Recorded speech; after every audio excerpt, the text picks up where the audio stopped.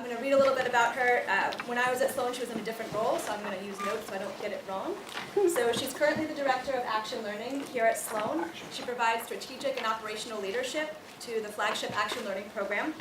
And it comprises a portfolio of over 20 courses that engage over 1,000 students in project-based learning that has global impact. The Action Learning Office collaborates with diverse stakeholders to develop and share best practices to advance this unique form of pedagogy.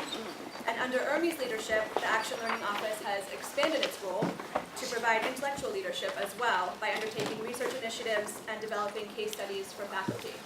So please join me in welcoming Urmi Samadar. Thank you so much. Thanks so much. So first, welcome back. Have any of you done any action learning courses? Any form of yes, which one? G-Lab. Very good. We have one G-Lab veteran. Rhiannon, you did a couple, right? Wonderful. So you're our experts on the panel, along with some of our actual experts over here who've literally flown in from as far as China for today's session. We are delighted to have you all in the room. And before we get started, we're doing a bunch of things today. We'll show you some experiences that students have had. We have Shih-Hung, who is a member of the teaching team of China Lab, which is one of our courses. We have former students who are now hosts and who have also done research on the value of what our student experiences have been.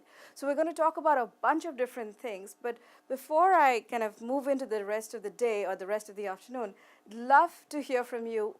What's brought you into this room today? What are you curious about? Yes.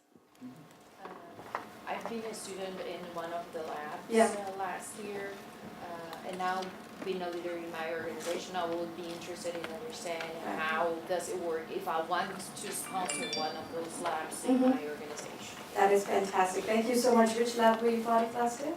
Ops lab. Ops lab. Fantastic. Anybody else? Yes. I run a company doing executive coaching and leadership Yeah. work, and so I often work with the top leaders. Yeah. And I know to make things, a great session with someone, but to make it practical, Yeah. you have to have action. And so I'm just curious about sort of latest applications and how it's very practical and having accountability. Wonderful. And those are the words we love to talk about: accountability, ownership, leadership. And so very briefly, what is action learning? Action learning is literally taking your classroom to the field. I mean, many times when we sit in a classroom and we hear a lecture, which can be very fascinating, we talk about, we do a different model, we do our exercises and assignments, we sometimes think about, okay, how does this actually translate to the real world? When I'm going to go and start my work, how does all of these experiences help me in that environment? And so the Sloan School, right from its credo, as you all know, you're all alums over here, it's mind and hand. And the idea is about how do we take our classroom experiences to matter. And so the school has been very strategic and very intentional about investing in the way we teach through action learning. It is a very resource-intensive way of teaching because you put together a very expanded teaching team of people who are both faculty and mentors, and we can talk a lot more about it because we have a mentor right here. But really, it is a way of not just sitting in a classroom, which is very valuable, but taking that classroom experience in parallel, applying that to the real world. So for example, in Ops Lab, people talk about inventory management, right? I mean, it's optimization theory. These are things that you talk about in an operations course. Through Ops Lab, we call all of our courses lab courses. Students have gone last year and worked with HelloFresh and Wayfair to really look at their inventory and help optimize that through various different models that they are learning in the classroom. So that's the value that both students get in terms of translating their classroom experience to the real world, and in terms of organizations who provide these opportunities for learning, we call them host organizations, they get a lot of value because they're connected to MIT, they're connected to cutting edge thinking, and most importantly, fresh perspective that our students bring in. And today is really not about me. I'd really want to give the floor to our alums who have been very much engaged with action learning over the course of the last year or two, and even before in the case of Shih-Hung. But first, let's start with what students have to say about this learning experience. So we'll start with that, and then we'll go over to the alums. Action learning is one of the main things that drew me to Sloan. You take what you are taught in a classroom and you apply it into the real world in a real context. It's a group of people who are on a line together to deliver something of value and to support each other's learning. How do we take what we've learned in the classroom, our background, our experiences, and bring them to bear on taking on this task? They are learning about structured approach to problem solving. They are learning about teamwork. They are learning about collaboration. You're living a real life case study through action learning. We cannot give them a book and say, okay, read the book and then become an expert in dealing with uncertainty, ambiguity, and complexity. It's helped me think more about what kind of skills I need to learn to help me be a better employee or even become an entrepreneur in the future. It also gave me the confidence that I could apply what I learned in classroom to real life. The challenge for us was being able to condense everything down from theory, from the academic side, and then relay it in real world, in real time. It's learning how to negotiate a scope, how to understand what is the question we're going to be answering here. You're getting to draw on knowledge bases, skills, and experience that each of the team members bring. Someone with a marketing background works with somebody with an IT background, works with a doctor, works with somebody who is an analytics undergraduate. Learning how to work with a team that comes from completely different backgrounds. We all learned a lot about our own leadership skills, how best to work with each other, and how to bring out the best that everyone had. Because of my action learning experience, I lead teams differently. I think differently about how to approach problems. It's when you hit those reflection points where you don't know what to do, that you actually start thinking deeply and then absorbing things around you. We like to step back, reflect, and find ways for them to draw broader learnings. To learn some new things, but most importantly to think in new ways about what they already know.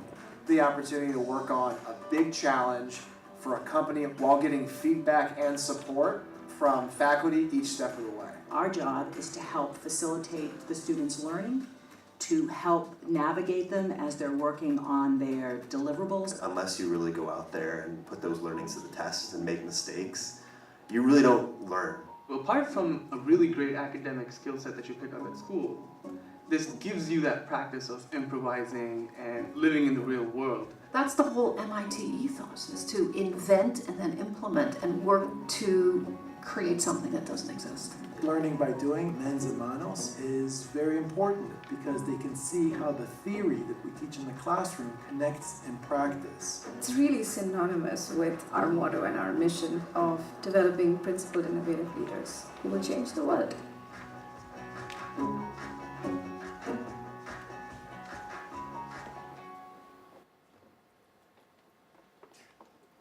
So with that, it gives me great pleasure to invite our panelists and our alums to come and share a little bit about what motivates them to stay connected to the school through action learning, what their experiences have been. And they each bring in a very different flavor to the table. So Shih-Hung, you've been with action learning for about 7 years now. Yeah, quite a lot. So Shih-Hung actually plays a very important role. He is an extended member of our teaching team in a flagship course called China Lab, and he has been single-handedly instrumental in maintaining a lot of relations there with key partners, key academic partners, key business organizations, and recruiting a lot of our projects. So Shih-Hung, over to you for these experiences. Thank you. Thank you, Urmi. Well, thank you very much for inviting me back here and giving me an opportunity to, I guess, talk a little about what I'm doing in China and what MIT Sloan in particular has been actually active in the China market for the last 10, I think 11 years now. I guess a little background about me. I grew up in the United States, but I moved to China actually at a pretty early, I guess many years ago now. And I actually applied to Sloan directly when I was actually still working in China. And so my involvement in action learning, when I applied to Sloan at the very beginning, that I was also very interested in the action learning programs, specifically the labs, and at that point even the big labs were, G Lab, I think, as well as that was sort of the point where new labs were being brought up. So while I was a student at Sloan, I actually participated in a program called Leadership Lab, which, interesting enough, was actually at that point was being co-taught by Jason Jay, and it actually had a lot of sustainable aspects of it. And I had worked on something for PepsiCo where we were actually studying about sustainable potato farming, which was as far as away from anything I had previously been encountered ever before. Afterwards, I went back to moved back to China and worked actually basically as a startup. And at this point, this is where I guess Professor Wang, who was leading up China Lab at that time, still is basically. And John reached out and said, hey, we would love to have someone, part of the Sloan family, could help us with certain things in China. And that's when I started sort of working with the China Lab teaching team to both help source projects, coordinate with our partner schools there, as well as actually, in my particular case, I also had the opportunity to sponsor a project as well. So in many ways, I've been sort of all three facets, as a student within Action Learning, as a sponsor company of my company sponsored an Action Learning project, and now sort of as a sort of teaching team member / mentor as part of Action Learning. So I guess let me take one step back and talk a little about China Lab in particular, about the structure of China Lab, and then maybe explain why sort of what makes Action Learning, or when I talk to companies in China or anywhere about Action Learning, what makes our sort of approach. I mean, some people approach this and say that, oh, you're basically doing project-based learning. What makes MIT's version somewhat different and more maybe MIT? So first off, China Lab has been around about 11 years now. This is the 11th year. And it was founded, actually, the class started out as being a sort of a class that compared the economies of China and India, and this was very much out of the research of Professor Yasheng Huang. The format of China Lab actually is somewhat different from the other labs in that we actually have partner schools. I think mostly due to the fact that China was such a foreign market for us when we started out, we basically leveraged off of a lot of the experiences of having a partner school. So we still do have partner schools in Beijing with Tsinghua. We have a partner school in Shanghai and Fudan. We have a partner school in Guangzhou, in the Lingnan University. And we actually have a partner in the sort of developing markets of China in Kunming, which is the Yunnan University. And the way that China Lab is operated is that we actually we source projects ourselves, and we have, these are like the MIT only projects where we have students, teams of 4 students, MIT students, go work on these projects. As well as the second format, we pair, where we have 2 students, 2 local MBA students paired up with 2 MIT students from the US. And and they're not necessarily, quote, from the US, actually. As you know, now nearly half of the Sloan population is actually international. So a lot of times when you think of US students, they're actually really MIT students. Actually, it could be a very international crowd. So when we talk about Action Learning, I think one of the interesting things about, I guess, business school learning as a whole is, we spend a lot of time in the classroom. That's true. I mean, that's sort of the traditional way. And then there's the question about moving on to the case study, right? And the case study is, the discussion about the case study is also sort of, I guess, sort of a pedagogy that was sort of pioneered a little, I guess, down the river per se. But so what makes it about, what about Action Learning? What's so specific about this? And I think what's really interesting that, when I've discussed it with a lot of our partner universities and I've talked about our companies, I think the question is that a lot of, the most difficult part of a business problem is actually how to frame the problem itself. And how to actually sort of frame the problem in a way that you can actually get real data and you can actually start to answer that question. Because once you frame that question and once you sort of figure out how to sort of build that database and or get the appropriate data you can, then the analysis can follow from it. But sort of formulating the question is very difficult. If you look at a case study, a lot of times the case study has already cleaned up all the data and has basically solved that very difficult question. Because I mean, the case studies like, the executive was like, sitting down, and then all of a sudden he came up with this problem. The problem is blah, blah, blah. And and he has all this data that just happens to be lying there. And that data actually has already been cleaned up by the case writer, right? In our case, we really believe that in action learning, the key is actually for our students to actually go out and get their hands around the problem and actually help formulate the problem with the project sponsor. And I think that's what makes the difference. And that's where the sort of the magic happens. And if anything, okay, that with more powerful computers, we've talked a lot about sort of transformation in AI, about how computers can actually start analyzing anything these days. But nonetheless, you still have to feed it the question, and that's actually what makes management training, and I think sort of the what makes our angle very, very different than and will make us sort of whatever analysis will happen, you still have to feed it the question, and that's at the heart what action learning is.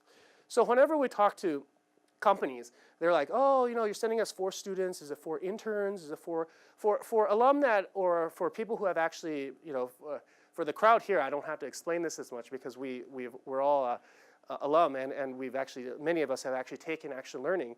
When I explain it to some of the Chinese companies, I basically have to say, no, this is not, I'm not sending you 4 interns to do, whatever, and actually, I also have to clarify, it's like, I'm not sending you a consulting team, because there's actually there's the one aspect of it is to think about it as 4 interns to do whatever. The other aspect of it is to think about it is to like, okay, they're a consulting team to do, to solve this problem, and then when it's framed in a consulting team, sort of format, then sometimes it's like, okay, I need you to be working on every single problem, blah, blah, blah, blah, blah. And the question when we talk to the companies, the sponsor companies, the best sponsor companies are oftentimes the companies that actually have view it themselves as an educational opportunity. So I oftentimes tell them like, yes, we're very grateful for the opportunity that you're providing for our students to come and learn, but actually for many of the Chinese companies, it's their opportunity to really learn themselves about action learning, and oftentimes some of the best programs, best projects that have actually happened when they actually have a one-on-one matching. So for example, if we have 4 students come over, they often have 4 sort of shadow executives or 4 shadow rising stars within the company sort of matched up in order to sort of take full advantage of it. And it's not every day that when Urmi was saying that we pour a lot of resources in it, we definitely do. I mean, you have a full-time faculty. You have full-time faculty.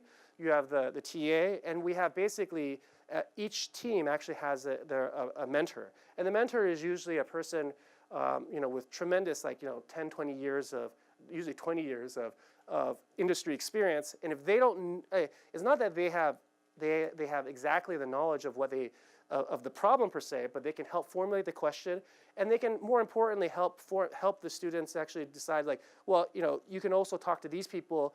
Here are some more resources you can go to try to help answer the question. But the key is they're mentors. They're not there, and that's one big difference that I always emphasize when I talk to the Chinese companies. It's not that a professor is telling the students how to solve the problem. I mean, a lot of times the Chinese professors, our partner universities, will actually will feel that it's their obligation for the professor to actually tell the students how to do this.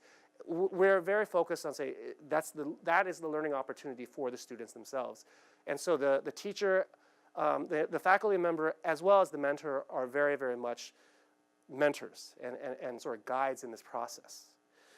So the final thing I sort of want to wrap up with is sort of, since I'm talking about China Lab, and it's been an interesting process over the course of the 11 years to see sort of this excitement of China, China, China, all the way to very recently, to be very honest, like now China as an adversary potentially, and potentially, you know, all the stuff with regards to the trade war that's happening between the U.S. and China, and how that's affecting our programs and affecting sort of how we operate in China, MIT operates in China. I think one thing that's really important is number one, China Lab actually is actually one of the most active ways. I mean, we should be very proud by the fact that China Lab is probably the most active way that MIT, period, MIT, interacts with China. In fact, actually, when a couple years ago, when I think the provost actually had a discussion about what MIT is doing in China, how we engage with China and the Chinese, very quickly, China Lab came up at the very top. And why? Is because every year we basically send 40 or so students to China every March, and we've been doing that for 10 years. That is sort of the level of commitment that in fact, actually, this level of commitment I think that most schools have not actually put into, but we have, and oftentimes we don't talk about that enough. And it's important to sort of let you know that on a people-to-people relations, MIT is continuing to sort of invest in that and really sort of grow that. The second thing that's been interesting is that even though we had sort of, you could say this year has been the most interesting from a geopolitical perspective, this is also the year that we've had actually the largest China Lab class ever, in the sense that we had 48, I think 48 MBA students, but we also had an additional class of 38 EMBA students that actually participated in China Lab.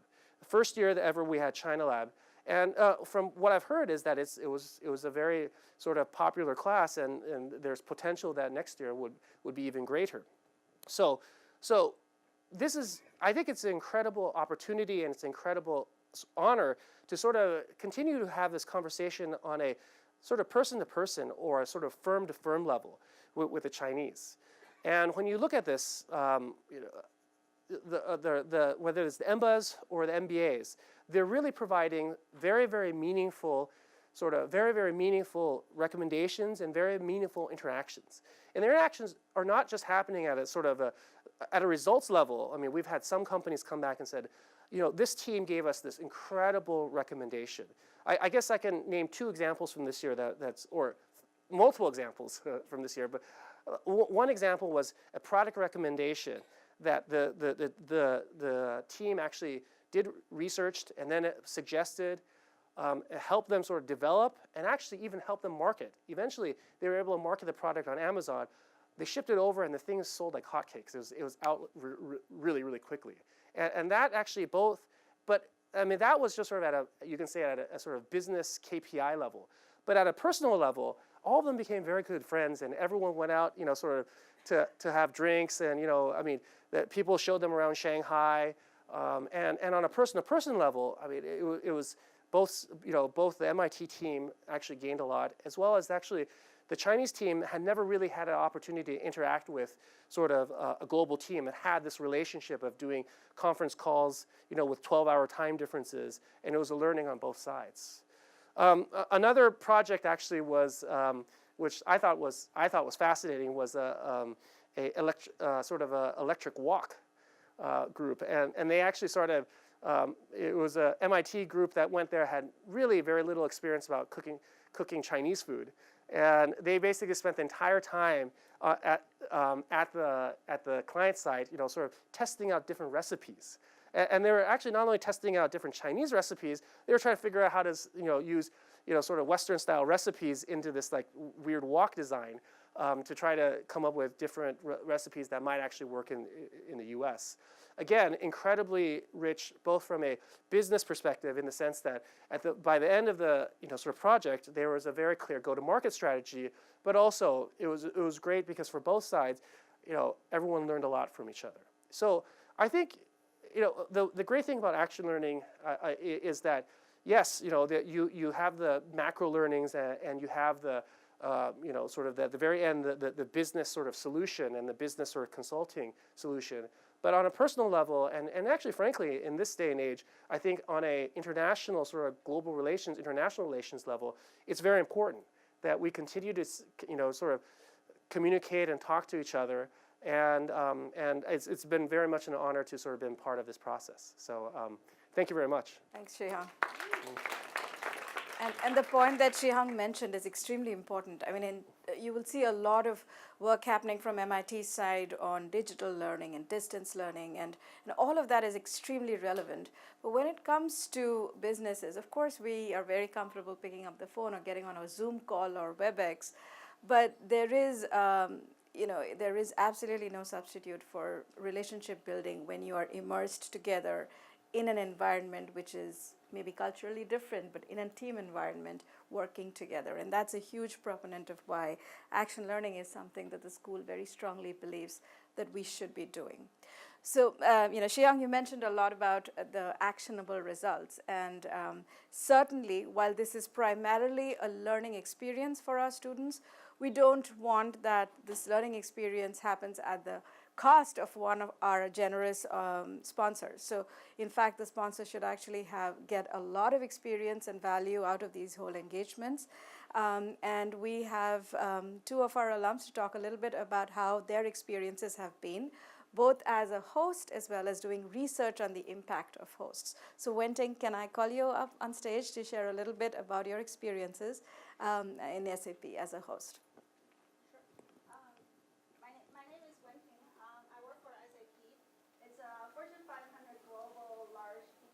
Software company. Many of you may not know, but you may have touched the system of SAP. Our application runs 77% of the world's transaction revenue. MIT is a customer of SAP. Our customers, many of them are Fortune 500 big brand names. So people talk about innovation, talk about disruptions and what's going on in different industries. For SAP, many of our customers are the incumbents that face these innovations and disruptions from every angle of their business. And they need to stay relevant and they need to innovate to do that. So what they need to do is they gotta use the next generation technology in order to achieve their strategic priorities. And that's where SAP comes in. We provide a technology that enables our customers to achieve their goals. For example, we supply the machine learning technologies that it's enabling our application that automatically matches receipts to accounts payable. So that reduces the human labor involved in this. We provide the IoT solutions to a company called Bumblebee, so they can track the tuna they caught from the waters near Indonesia all the way until it's on the shelf sitting in the supermarket. And anyone can just scan the code on the package and know where the fish is caught and processed and transported to the supermarket. That's what our customers want to do, and we help them do that. So what our team does, our team is called Strategic Business Development. It's what I just described is at the core of what we do. We look around the corner, see what are the trends in innovation, and how can SAP respond or preemptively take actions to drive those changes.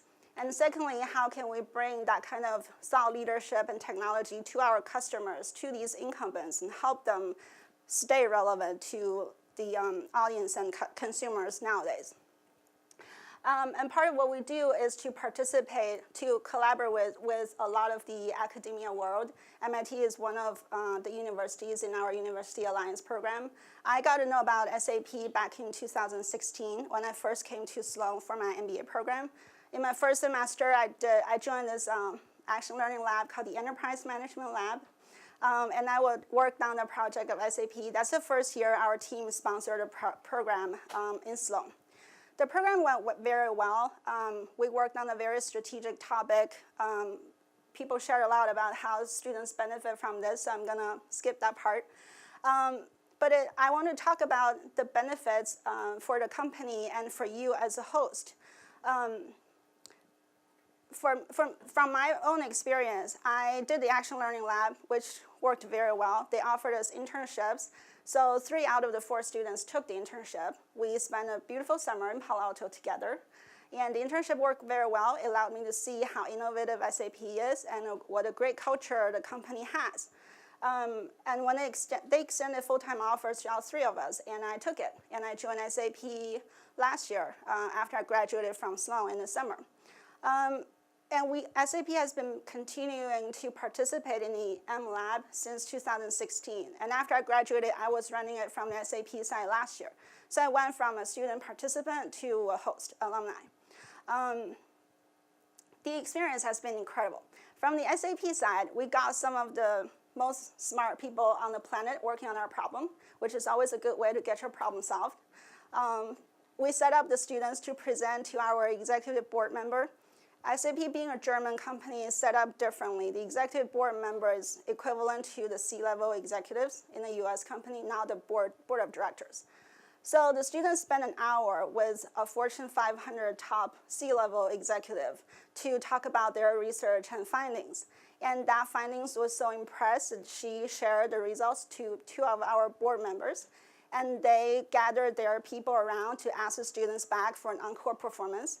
And now the recommendation is being passed down from top to bottom messaging to include in our product development, which is going to have massive impact on SAP and our customers, as you can imagine. And if that wasn't enough to convince you to host an action learning program, there is also personal benefits in this. SAP has like over 94,000 employees. I joined last year versus many people have been there for 20, 30 years.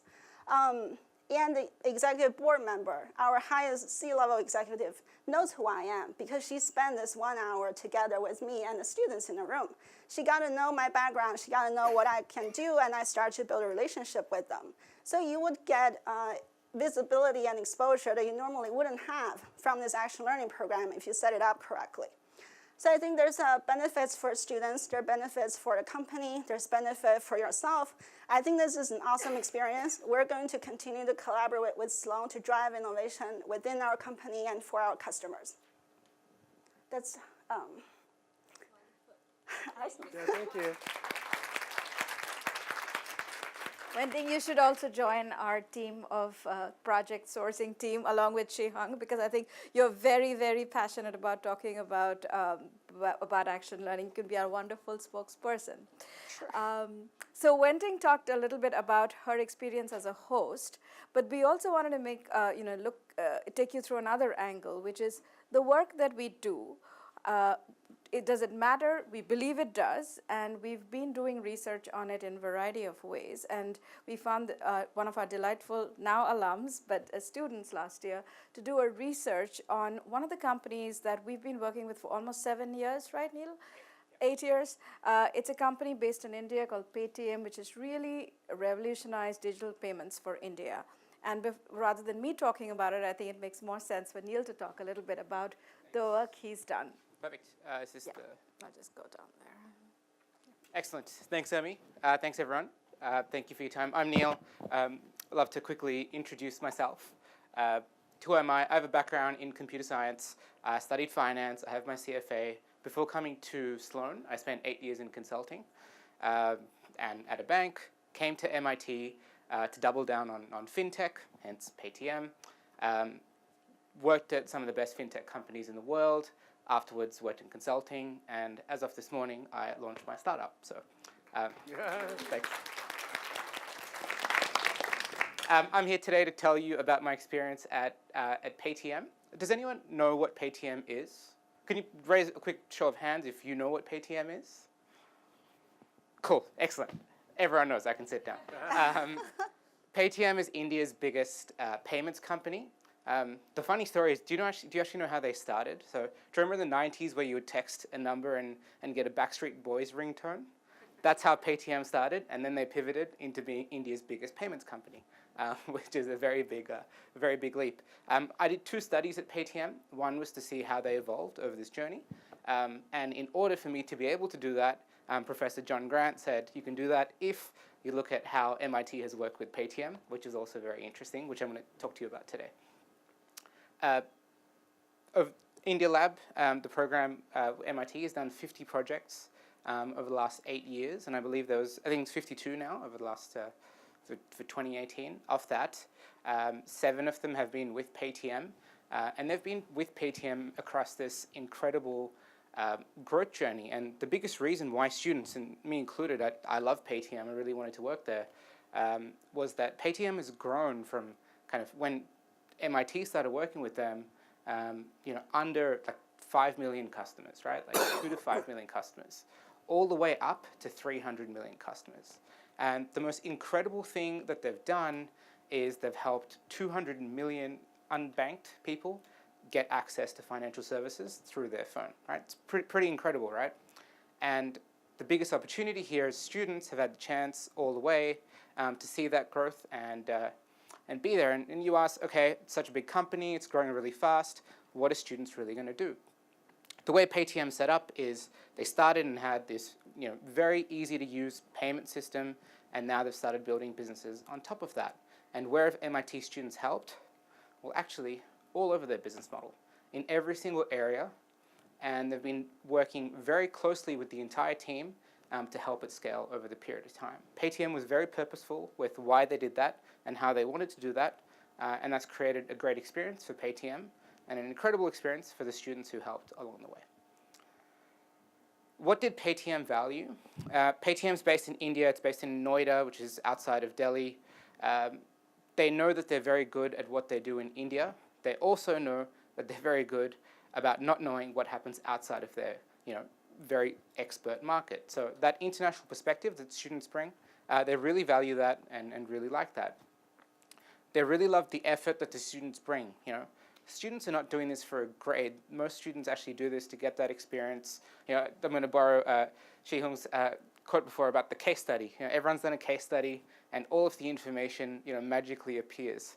I'm going to give you a little bit of insight. I helped write a case study, and it takes 6 months to a year putting together all of that data, so it magically appears for students for 1.5 hour class, right?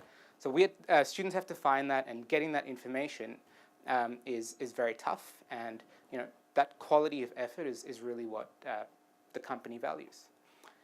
The other part, which I talked about before, Paytm picked what projects students would work on very purposefully. They'd pick the most strategically important projects that students could work on that were not going to be shelved or jettisoned in any way. And that made students feel really proud that they worked on something very important with strategic importance. And the biggest benefit to Paytm was having a very succinct set of next steps, which they would then take to their business and implement it. And very often, the year 2 project would be working on things from what the year 1 project did, and so on and so forth along the line. And that continued for kind of a run for about 5 years. What did students value? So the first one is the exposure to the company. So how often do you get to say that, hey, I've worked for a company that has grown 100 million users in the last year, right? Doesn't happen that often. And that comes with the exposure to the senior staff at that company. So the CEO of Paytm in early days, no more, used to take out the India Lab team for lunch every single day to his favorite little idli shop down the road in Delhi. And that sort of exposure, I think, like these days, the company's worth $20 billion. And this group of 4 students who I spoke to had lunch with him about 14 times in this period, and they still keep in touch with him, which is an incredible experience. The second is that travel opportunity. So I mean, for students to see a different place, that diversity of experience is extremely valuable, and they get to immerse themselves in a different environment, which is very helpful. This is actually a two-way benefit for companies and for the students, right? It's a great learning experience for the students and actually for the companies as well. The companies find that they learn a lot from the different experiences that the students have had. I think the story with Paytm was, the stereotypical Paytm employee has gone to the best engineering college in India, then IIT, then they've gone to the best management college in India, IIM, and then they've gone to work at Paytm. And being surrounded with this diverse group of students, military, kind of arts, consulting, banking, that really gives them that breadth of experience they would not ever see in the people that they come in contact with. So it's very beneficial for them. And that really brings that last point, which is that outside-in perspective.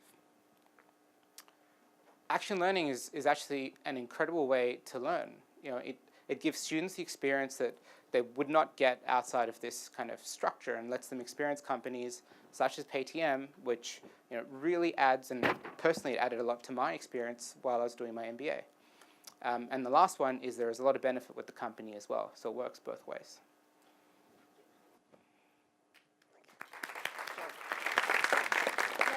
call everyone back maybe. So what we will do is we'll take some questions for the panel, and then we'll just open it up to things that you would like to know.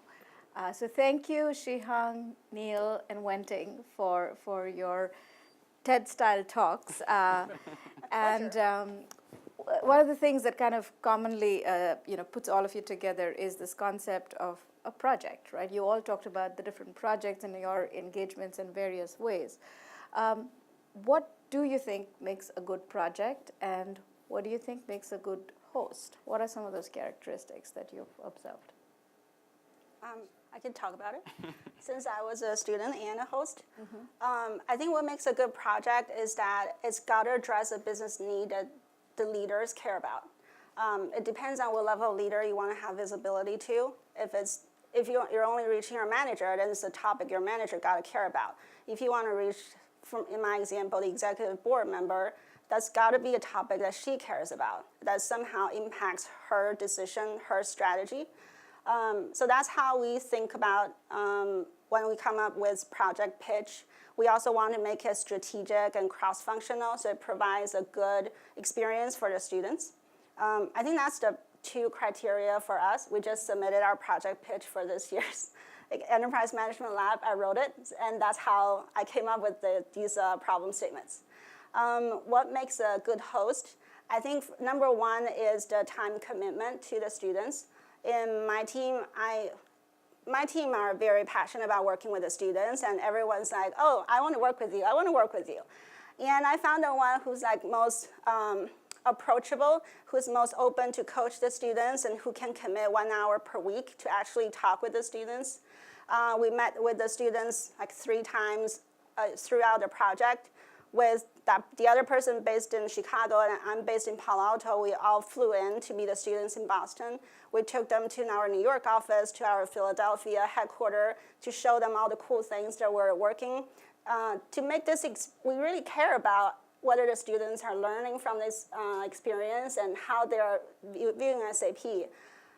So we put the efforts and commitment into this. I think another good characteristic of the host is you got to have the money to sponsor that. I think the Action Learning Program by itself is free.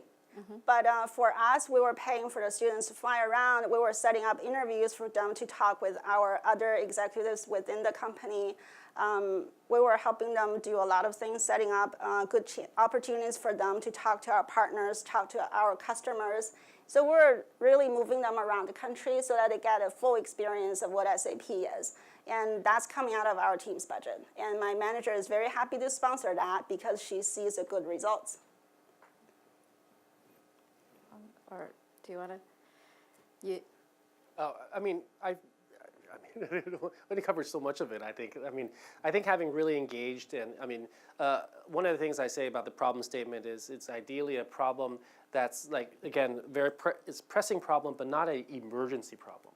Sometimes, at least in some of the Chinese companies I've seen, it's like, I need this problem solved like tomorrow, right? Or so it's a very pressing problem that it's urgent, but it's not something that I need to, not need to solve right away. There's also something to be said about scale of company. I mean, we've actually had this opportunity, at least for China Lab, to actually deal with companies that are very, very small. We've actually started out with one of the early China Lab projects was even about was actually working with an entrepreneur, and that might have been too small, for a China Lab company.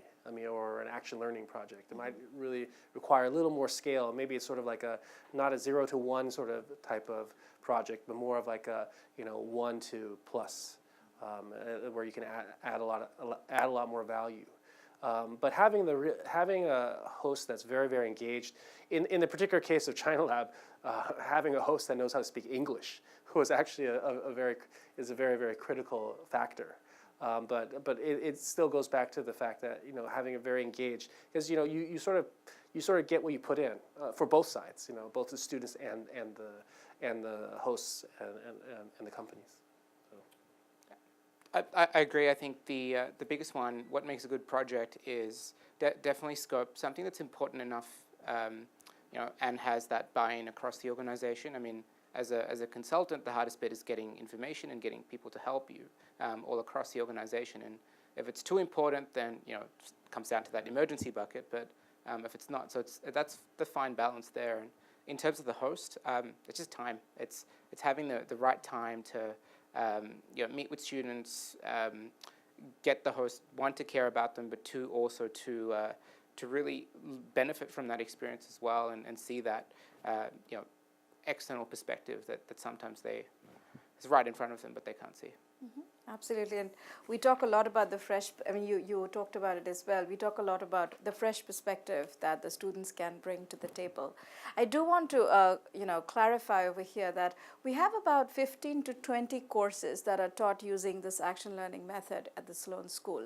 And not all the courses necessarily require students to travel. So yes, there is a cost factor, and again, SAP is an incredible partner, and they invest way more than we even expect most host companies to do. But really the idea over here is for students to have the experience of learning with a real organization. They can be based in Boston, they can be local, they can be in US, and wouldn't need for students to travel over there. But certainly the companies that are internationally located, it does bring an additional perspective of students to go there to visit and be immersed in those cultural experiences along with the business problem itself. So the next question, as alums, we in fact have been doing a lot of research on what are the professional as well as personal skills that students end up developing out of this experience of action learning. But I'll be curious to hear, as an alum, what are some of the skills that you feel have been most valuable to you? Maybe the classes, or not, they don't have to be action learning classes, but what are some of the skills that you are using most in your professional life? And I'd love to tie that back to how action learning in a way helps to build those. Me to start? No, why don't you just go down the road? Yeah, Okay. So SAP is a very collaborative environment, and people work in teams across different functions. So for me, in my role, a key part is the soft side of the skill sets, the ability to communicate with people, to influence people without architectural power, and the ability to help other people grow. I think that has been a key part of the skill sets that are developed at Sloan that helped me. I took a lot of soft side skills classes when I was here because I sort of knew that's what I'm going to do. And that has been very, very helpful in my job. But obviously, if you have a job in, I don't know, if you work as a data scientist, your skill sets is going to be different, I guess. Of course, yeah. I think it's a very personal, I mean, this is tailored one for everyone. My personal experience was more a little bit on the kind of network. So I mean, in terms of what I learned and where I got the most benefit was actually experiencing these different environments through these different opportunities, like action learning, doing some kind of independent studies, and getting that exposure, which I very actively sought myself, and that really gave me a breadth of experience, which honestly I would not have got anywhere else, and MIT did unlock those doors. In terms of what happens in the classroom, I think it's just you don't, everyone works at different companies, and you don't truly understand, what the value of diversity is until you get here, in terms of not just the diversity as everyone thinks it, but diversity of thought, diversity of opinion, and that really comes across in the classroom. And that's just AdCom picking very different people to represent different opinions across. And I think that's really valuable, and I found I learned a lot more from kind of students and how they thought, which influenced how now I think and go ahead. Yeah, as echoed before, a lot of it is very personal, sort of what you learn. I think in my particular case, I chose the project actually allowed me to explore an area that I'd never been exposed to before. So, I knew nothing about agriculture, and much less about potato farming. So this was a sort of a totally new avenue, and sort of opened up a whole sort of agriculture, and even sort of like how the entire sort of market and economics behind agriculture worked for me. So that was the project itself actually from a sort of specific topic was really interesting. And what's been echoed before has been, I guess, what OP issues, remember? We learned a lot. I mean, my project team actually had, it was like a couple of Sloan, there was one Sloan fellow and the rest of them were MBAs. So we had to figure that stuff out internally ourselves. And then we traveled all over the world for that particular project. We actually did. It was a multi-site location. Strangely enough, we attended a potato conference in Las Vegas, and then from there we went to the UK to visit a potato farm. So I mean, and we did that all within sort of like a week. So when you're traveling with multiple people, different cultures,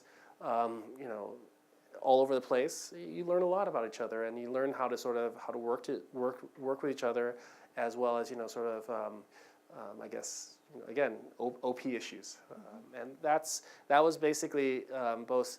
There was definitely stuff that you thought about, even I guess the frameworks that you learned at Sloan that were able to be applied later on in action learning, and even now in the professional career. When we did our research for the past couple of years with alumni, with students, about, and we didn't tell them that we're action learning, and we tried to probe into this through various different ways.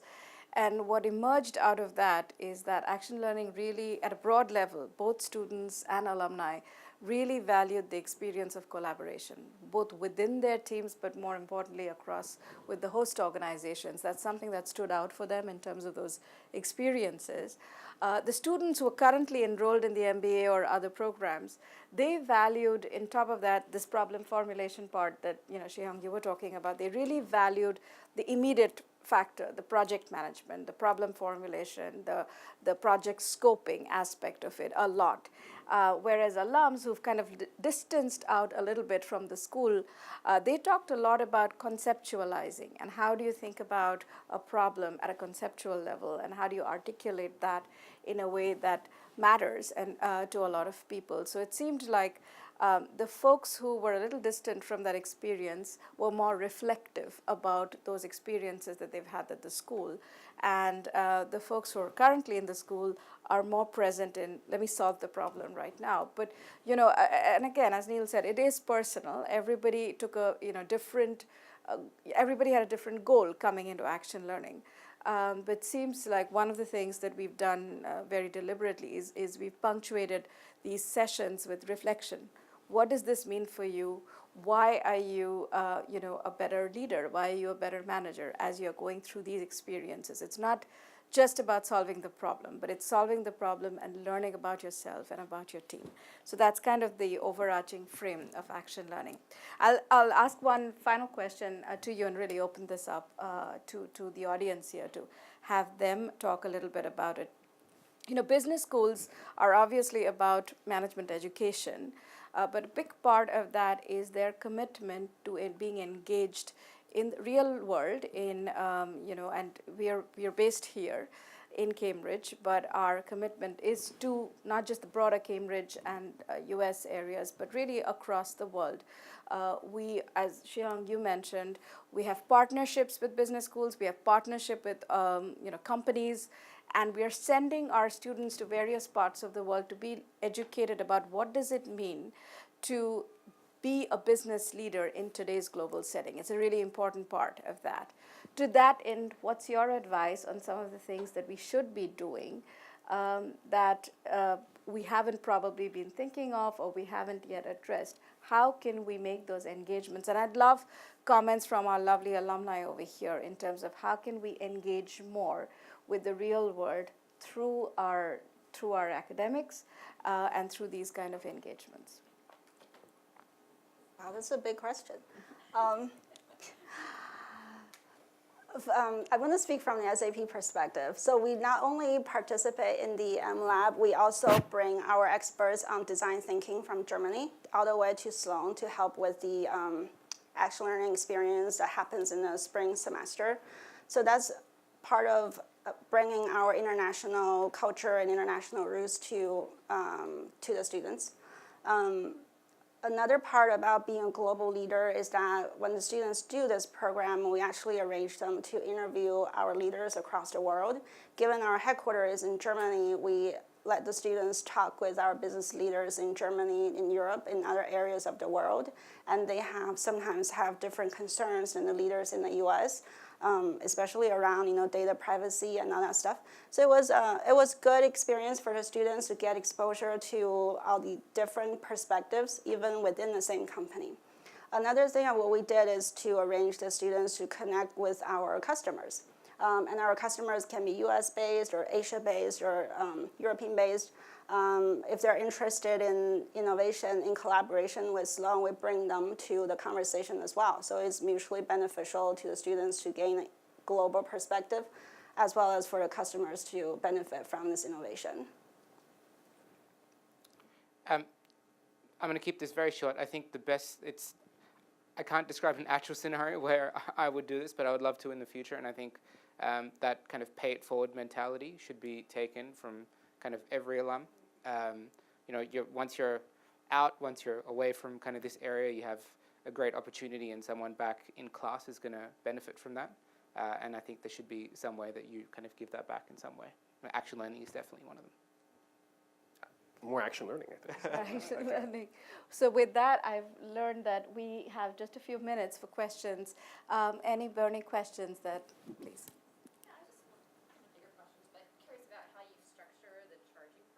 And then also the sponsorship, because I feel like the sponsorship of the companies and the clear roles and that people are engaged on an ongoing basis. I don't know how long these projects last.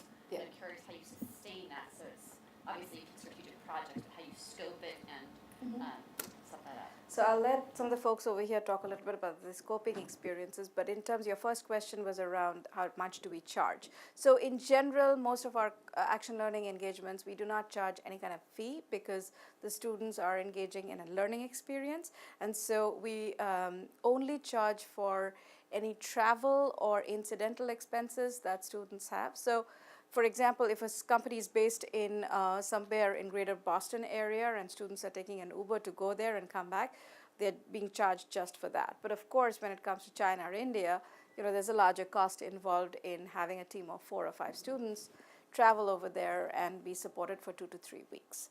But by and large, there is no, except for those kind of travel costs, there isn't a flat fee.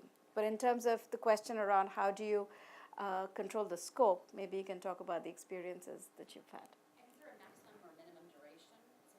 So the courses are all part of either the fall term or the spring term, which is September to January or January to May, and the projects fall exactly within that span of time.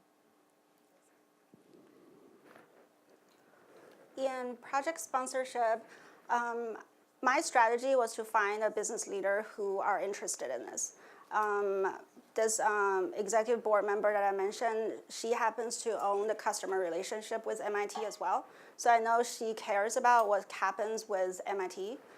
So I came to her and told her this is what we're gonna try to do, and this is free of charge. We just need to reimburse for travel expenses, and I need a final just 1 hour of your time to hear the readout. And she was very supportive of that. So that's how I got sponsorship. And the program scoping, I think the experience for the students to figure out what the problem really is from an ambiguous statement is part of a valuable learning experience for them to have. So my approach is usually to bring them with a very strategic and open-ended description of what situation we're facing, and let the students do the scoping and take it where they see valuable. With the caveat, it can't be like a 5-year strategic plan for SAP. Because that's the other extreme where the CEO goes, what do I do? Right? And that's too broad. Yes, please. Has action learning ever been applied to public enterprises? Because I see if you deal with water supply companies or power companies, they have a lot of tariff issues, loss of water and stuff, which could really be amenable to action learning type approach. For China, we actually have done projects. We actually don't even say companies, actually. A lot of times, actually, we've actually done an action learning project for a district government where it was actually to develop the health industry park. And that was to sort of get all the stakeholders and try to figure out, how to model out what would be a good sort of development strategy for this particular district government. We've actually also done work for large enterprises that actually was working on sort of international, both international export to also. Actually, I forgot. We actually did work for the Grameen Bank, right? So that's right. That was also a huge project as well. So it actually, the key is sort of dependent on the faculty. The faculty interest in whatever area that the faculty is interested in. A lot of times, the action learning projects will actually sort of revolve around his or her research areas. Yeah, and we just wanted to tell you, I'm Laura Kohler from the Action Learning team. And we have a relatively new action learning lab. It's called USA Lab, and it's looking at the many divides, political, socioeconomic, and so forth, in sort of rural areas of this country. And students work with community foundations primarily that are looking at a range of problems: deindustrialization, labor, childcare, other resources that have been impacted by sending jobs overseas and so forth. So and we have a real range of the kinds of projects that we do across the 15 plus labs that we offer.